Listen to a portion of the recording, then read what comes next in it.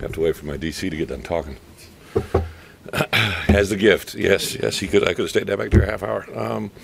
Got done with the game on Sunday and recognized several players, especially on offense. Gave a lot of credit to our running back room, just those four guys in general. The way the game kind of played out. We talked about establishing identity and playing with some physicality. And Reggie was the first off the bench. Then Josh, obviously, I think the way the order went. Caden was the next one in, and then Aiden. But I thought all four of those guys affected the game. And to have that kind of come through was really, really good. I did think Luke, in retrospect, looking at the game film, I liked the way he handled and managed. There was a couple things that he created on his own. Really the big play to Caleb, or to Griffin Moore. He was there and had to extend the play a little bit and made it happen. And then one of the first touchdowns where he kind of made it happen with his feet was pretty impressive. And then also Isaiah Williams, just another good example. When that guy touches the ball, he not only excites the crowd base, he ignites our players as well. And when he plays well, we play well. So excited to see that. And then defensively, there were a lot of really positive things. I thought Keith Randolph probably played one of his best games. Now this group did have a plan for Johnny. They were doing a lot of things that were drawing attention to him, which when that happens, especially as an interior D lineman, that's got to free up other guys. So hopefully that is something that continues. I know it gets frustrating for Johnny, but it can be rewarding for others. And then a guy, Kanena Adelaga, just is a guy that, again, that has just kind of silently done his business, has continued to play really well. But I think between Tariq, Dylan Rosiak, and Kanena, and now you throw Josh Kreutz in there a little bit, those four guys at the inside backer position are very, very unique. All of them kind of have a different skill set, but fun to watch that group continue to grow. So, and then just the way the game played out. Taz was out after the first half. T. Strain rolls his ankle, forced a lot of those young freshmen into action. I thought they handled it very, very well. So we put the game behind us pretty quickly on Sunday. Obviously did enough things to correct and review offense, defense, and special teams, but jumped into our Purdue preparation, actually shortened our review time and extended our preparation time on Sunday.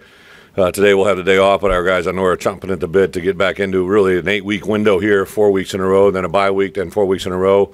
Both segments have 2 home games and 2 away games for us in Big Ten play, so to get this opportunity to go on the road and play the defending Big Ten West champs, I think is something that they're excited about. Give a lot of credit to Purdue. The last 2 years we haven't come out on top in a trophy game. It's something that I think our guys have talked about for a long time, so excited for the opportunity this week. Health-wise, I think everybody, for the most part, should be with us. Reggie and T. Strain, who had kind of lower leg injuries, weren't as significant as we may have thought at first. And those guys, if they don't practice tomorrow, should be fully engaged with us on Wednesday. Taz really was just a day issue. Taz had pretty significant sickness. He didn't practice Thursday or Friday, had over 100-degree temp, kind of that had been floating around us a little bit, and that kind of steamwheeled on him on Saturday, so wouldn't expect any problems or issues back with him. So other than that, I think we should be full strength for Saturday. How does familiarity between the two staff schemes play a role? Yeah, again, I tell Josh all the time he's getting a bargain with me at 53. I've been through a couple of these. My first D coordinator job, I was the defensive coordinator at Wisconsin, but I had been on the Iowa staff with Kirk and that whole entire defense staff. Phil Parker and I were on the original staff with Kirk going back to the day. So I've done a lot of these crossover moments, and then obviously when I became the head coach, some commonalities of coaches you've been around, played around. I remember when I was at Wisconsin as a head coach, we faced Mike Hankwitz, who was the defensive coordinator for me, and he went on to become D coordinator at Northwestern. So there's a lot of these times where you have familiarity. This is an easy one just because Ryan was here last year and a couple guys on their staff. But I think these are things that come up more than you probably think from the outside world. We've been really talking about this game from last year's season in to where we are, because we knew it was going to be the first Big Ten West opponent of the year, and it was going to be the beginning of an 8-week window of all-conference play. So I think that's the bigger issue, maybe so than who's on their staff. When's the last time you talked to Ryan?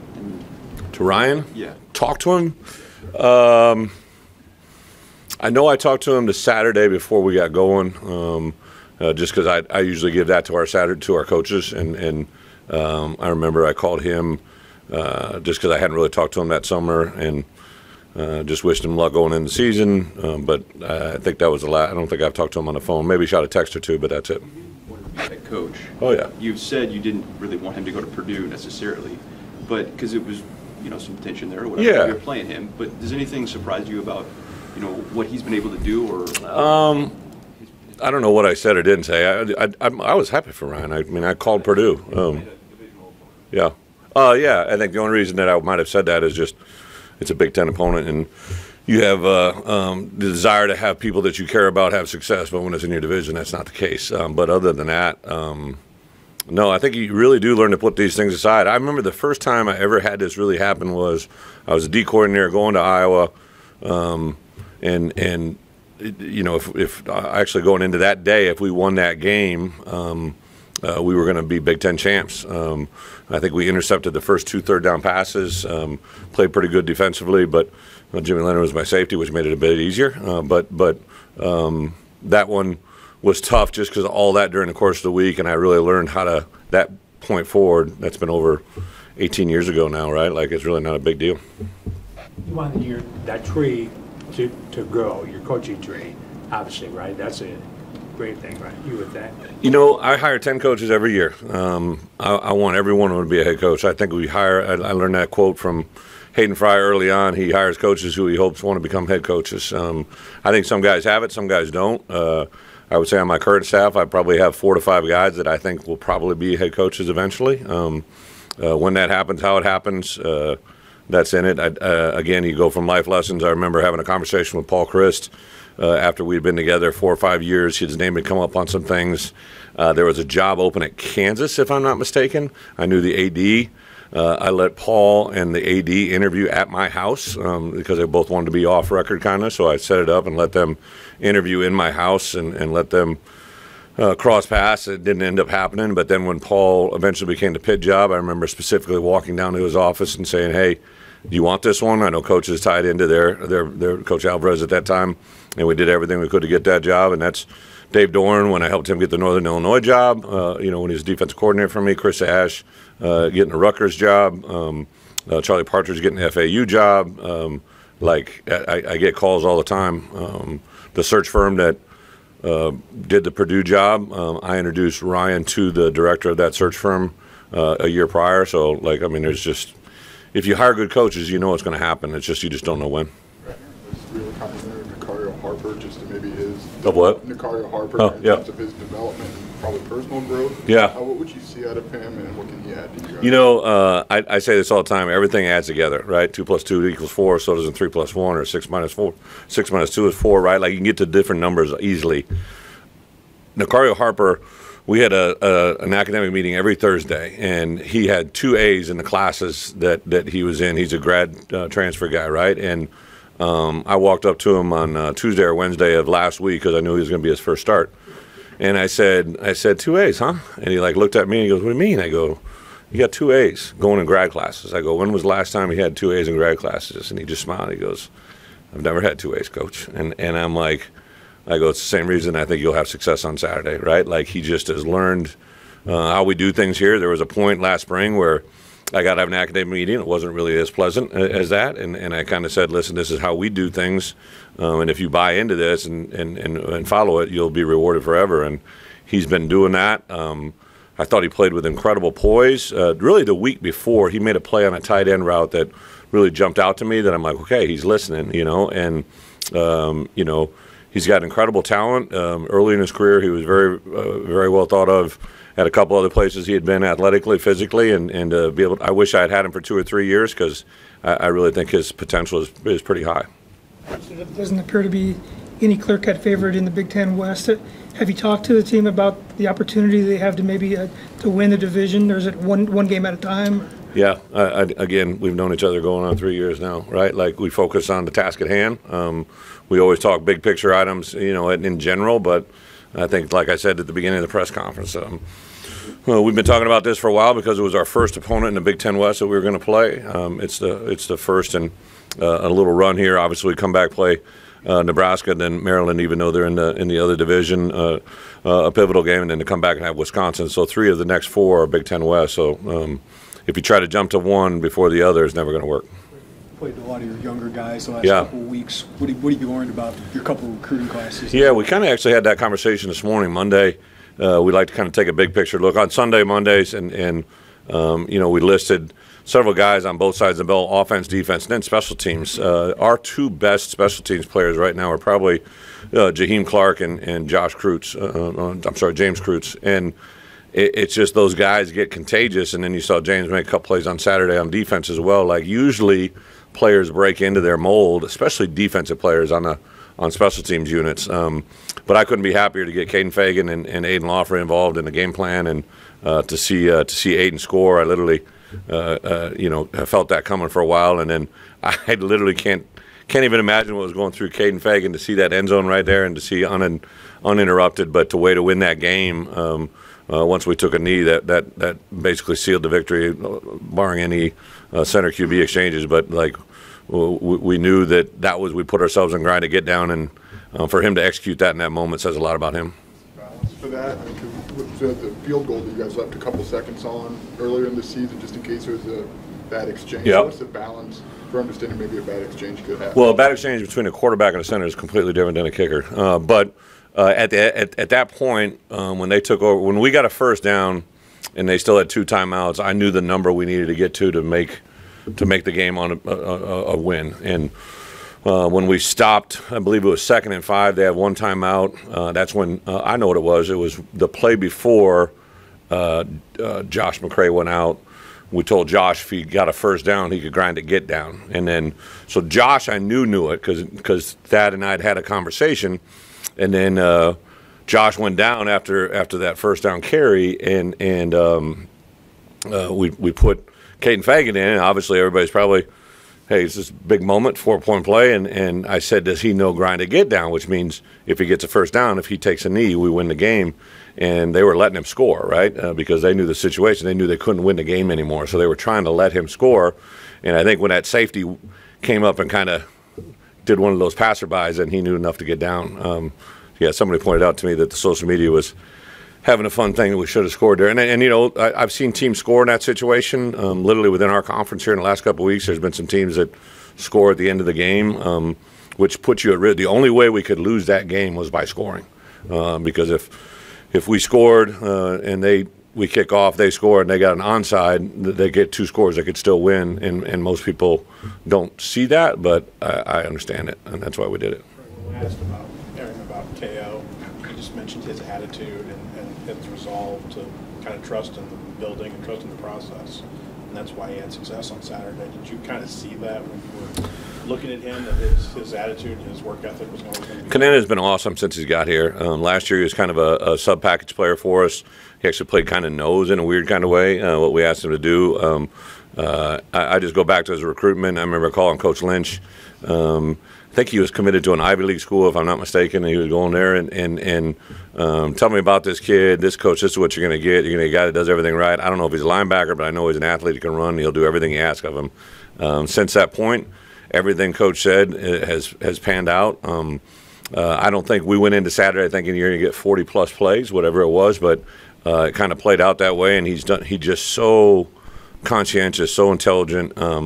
This past summer he went on a mission trip to Africa, and I let those 3 guys that went on that trip came back, and I let them address the team. And Kanana, his background, his family history, and everything that went into it, the way he talked up in front, I was like, okay, this guy's got leadership skills on top of that. He's also now one of our SAC leaders. We recently got to nominate a player for a Big Ten Conference committee that's one player from every team, and I nominated him just because I think he represents everything that's right about us. Well, we evaluated the offensive line. Yeah. How can you help them? Just get better. I think we'll obviously, we're always constantly looking at players that we can plug and play. But Zai and Isaiah, I think for sure on the right side feel that they can get better. I think also Hunter Whiteneck, Jordan Slaughter, between them and maybe Barlev, seeing if they can help us out in a certain capacity. But Julian Pearl played really well over on the left side. Geske probably played again his best performance at this point. So Isaiah Adams really played well at times. There were some things that I know he wants to clean up, but I couldn't be happier about the growth that they made. I know it wasn't in everything that we saw, but there were definitely a lot of things they did well. We just got to get them to be more consistent. A few times with transfers, you just wish you could have had them for 3 years. I mean, are there things you can tweak on the recruiting front to find these guys earlier, or are you just always going to miss somebody? You know, you take Nicario, like he's a guy that's from Atlanta originally. We don't really go into Atlanta heavy. It's an overly recruited city, and for us, you know, we couldn't defend number one out here for them, right? And he was a blue shirt walk-on at FAU, right? Another good reason why we probably should hit Florida more and more, because they're just pure numbers down there. Either you go into a county in Florida and you can literally kind of go into a certain school and there may be 5 or 6 Division I kids for you to evaluate, and then sometimes in those rural areas you get, and every city's got 1 or 2 guys where so we as a coaches, we really recruit the Midwest. Anybody that touches us, we recruit Florida and Jersey, and the rest of it will have to go through the portal. So I don't think Nicario would pop on our roster. Clayton Bush, again, he's another kid that's from whatever town Western Kentucky's in.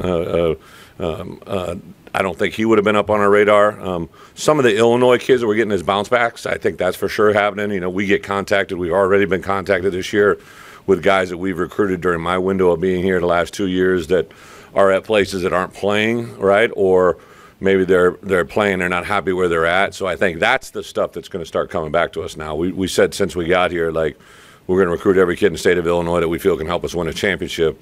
But we didn't win all those recruiting battles, right? So now I think you're going to begin to see kids that are a year or 2 into programs that it maybe wasn't what they thought, and maybe that we're a little bit better than they thought we were going to be. And I think that's when we're going to start to get some of those dividends. Brett, last week you were talking about finding identity, finding your strengths. Any more clarity there after another game? Absolutely. I think anytime you know, especially defensively, I thought, you know, I didn't want to see it, but when we made that defensive stand down there, 4th down, we get a, you know, stop. Offense goes out, 1 play turns it over, and we go back out and stop them 4 plays in a row. To hold an offense inside the 15-yard line for 18 plays, or for 8 straight plays without a score, that's something you can hang your hat on. Offensively, I think obviously it didn't start out great. We started out good. We went down the field on a 4th and 2.5. You know, I think we thought it was probably a 4th and 1, so like we can definitely get better on what we want to get done there. But the idea was to be aggressive and try to come away with a touchdown on that first one. So that's why we went for it, but we didn't get the first down. So that put us behind a little bit there. But to be down 10-0 to have them respond and the big play hits. You know, Griffin Moore is a guy, I give Barry a lot of credit. Barry's been in love with Griffin Moore since he got here, just to what he brings, the attitude, the skill set. Tip Ryman to hit a big pass play. I think we've been waiting for Tip to kind of break out of that moment. Reggie hit a long run. Josh really ran with purpose. I think Luke, sitting where he was a week ago, to come back and play the way he did and created some things with his feet. I think it's a different demeanor to watch that on film. Special teams, I thought David Alano came in and sent a message about what he can do with his leg. Actually, Declan Dooley, I was within a hair of a chin and putting him in. He booted 3 punts in a row last week, over 60 yards. So, like, a guy that really has been impressive and excited for us to see. So there's some things you see, but there's also some things you guys haven't seen that I think are coming. Will continue to handle those kickoff duties moving forward? I do, just because David Alano is a very confident player. I sat him down after week 1 and said, hey, we're going to go with Caleb as the first string field goal and kickoff, but you're right there. Just keep doing what you're doing. He had a couple good weeks, and I talked to him. I said, hey, I see it. You know, we got 4 games that we can play with here to use you and not use your redshirt year. And he looked at me and goes, I'm not going to need a redshirt year. I don't know how many freshman kickers say that, right? So, like, I just peace up. I agree with you. Let's go. So he's just a very confident, very, very diligent, really competitive kid. Yeah. Partner getting a personal foul penalty. Sorry. What's that? A partner getting a personal foul penalty. A punter? Yeah. When that happened, how's it go over with you? Yeah. I mean, obviously no personal fouls are ones, and that one, obviously near the sideline, I think just got frustration, run over. But yeah, if you want to write an article about a punter getting a personal foul, go ahead.